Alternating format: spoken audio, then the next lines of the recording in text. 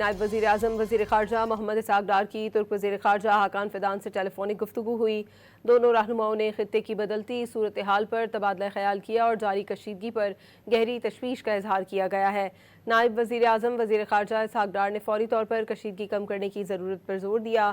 انہوں نے باور کرایا کہ مسائل کے حل اور خطے میں امن اور استحکام کے فروغ کے لیے تعمیری مکالمہ اور سفارتکاری ہی مؤثر ذرائع ہیں۔ نائب وزیر اعظم وزیر خارجہ محمد اسحاق ڈار کی ترک وزیر خارجہ حاکان فیدان سے ٹیلی فونک گفتگو ہوئی۔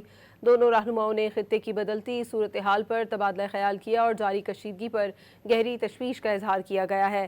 نائب وزیر اعظم وزیر خارجہ اسحاق ڈار نے فوری طور پر کشیدگی کم کرنے کی ضرورت پر زور دیا۔ انہوں نے باور کرایا کہ مسائل کے حل اور خطے میں امن اور استحکام کے فروغ کے لیے تعمیری مکالمہ اور سفارتکاری ہی مؤثر ذرائع ہیں۔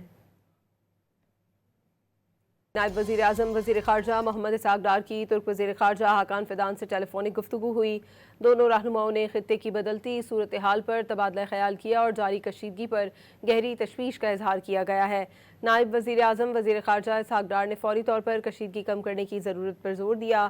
انہوں نے باور کرایا کہ مسائل کے حل اور خطے میں امن اور استحکام کے فروغ کے لیے تعمیری مکالمہ اور سفارتکاری ہی مؤثر ذرائع ہیں۔